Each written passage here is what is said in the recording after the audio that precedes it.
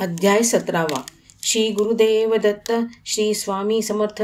श्री गणेशाय नमः. श्री सरस्वती नमः. श्री सद्गुरु दत्तात्रय नमः. श्री स्वामी समर्थाय नमः.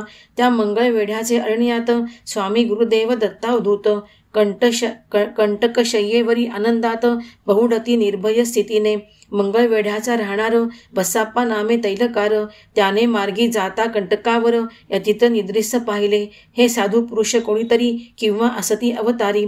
बसाप्पा तेली मनी विचारी तो दत्त दिगंबर बोलिले, आम्ही कोणीतरी असो तुझ पुसण्यासी काय गरज. हे मनातील जाणता सहज वाटले अपूर्व बसाप्पासी. मग जेथे असतील स्वामी तेथे दर्शनासी जातसे नित्य नेहमी. बसाप्प्याची स्त्री म्हणे पती निरुद्योगी नादी लागला वेड्याचे. बसाप्पासी दरिद्रे व्यापिले तथापि सेवकत्व न सोडिले. असे काही दिवस जाता कळवले दत्त दिगंबर मुनीश्वर.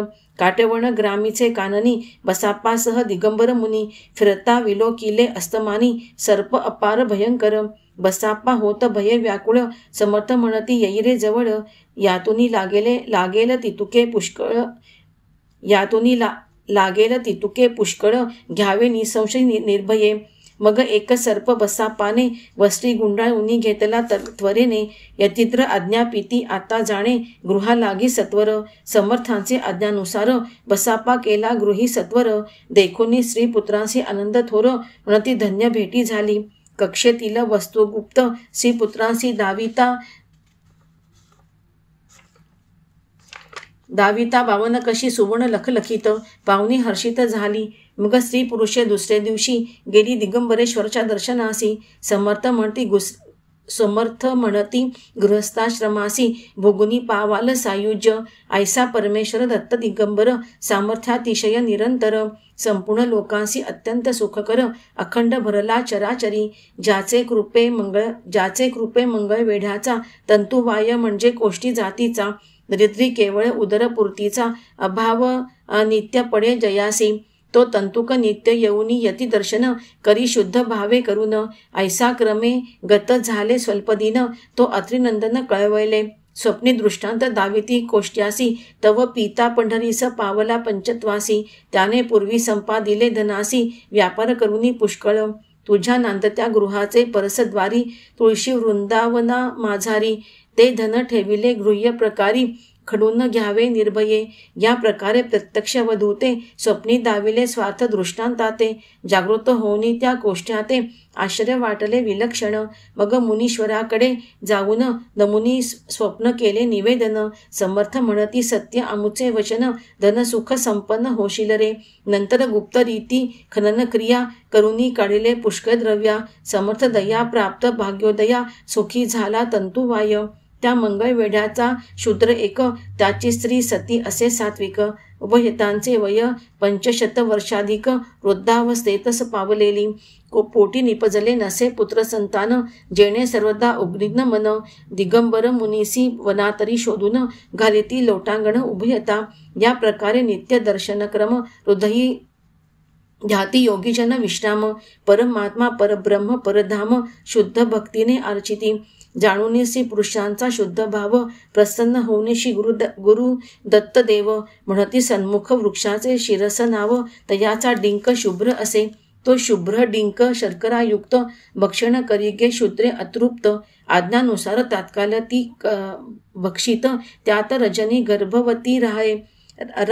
नवमास पूर्ण भरल्यावर प्रसवली शूद्री पुत्र रत्न सुंदर. ऐसा समर्थ महिमा विस्तार किती म्हणून वर्णावा. त्या मंगळवेढ्यात एक द्विज निर्मल असत असे वैदिक प्रपंच कुशल. बाबाजी भट्ट नामे सत्वशील कुटुंब वत्सल सद्मर्मी. त्या विप्रसदनी अकस्मात कधी कधी येती दत्तावधूत. एकेकाळी त्रयमूर्ती भगवंत विप्रसदनी पातले. तेव्हा विप्रस्तीने उत्तमासनावरी बैसविले परमपुरुष अवतारी. अति नम्रत्वे नमस्कारी म्हणे कृपा आजी केलीसे. नंतर द्विजस्त्रीसी अनंत उन्नती आम्ही झालो तृषाकांत. उदक आणुनी देई त्वरित सती येऊनी घाबरली. मग म्हणे प्राशनार्थ योग्य सुंदर गृहा माझी नाही मधुर नीर. जाऊनी आणुनी देते सत्वर कृपासागर यतिराया. श्रवण करुनी सतीचे भाषण बोलती तेव्हा आधी नारायण. गृहात उत्तमोदकाचा कूप असून कागे हेंडसी वृथैव. तव वदे द्विजनारी झालासे कूप शुष्क भारी उदकाचा गंध नसे त्या माझारी केवळ कोरडा ठणठणीत इतक्यात शेजारचे नारीनरी म्हणती भटगृही प्रसंग थोर विलोकनार्थ धावले समग्र नमिती सुराध्यक्षांसी तव योगीराज द्विजपत्नीसी म्हणती उठ चालगे उदक पहावयासी आमचे वचन पूर्णतेसी कैसे होते अवलोकी ऐसे म्हणता सर्वत्र लोक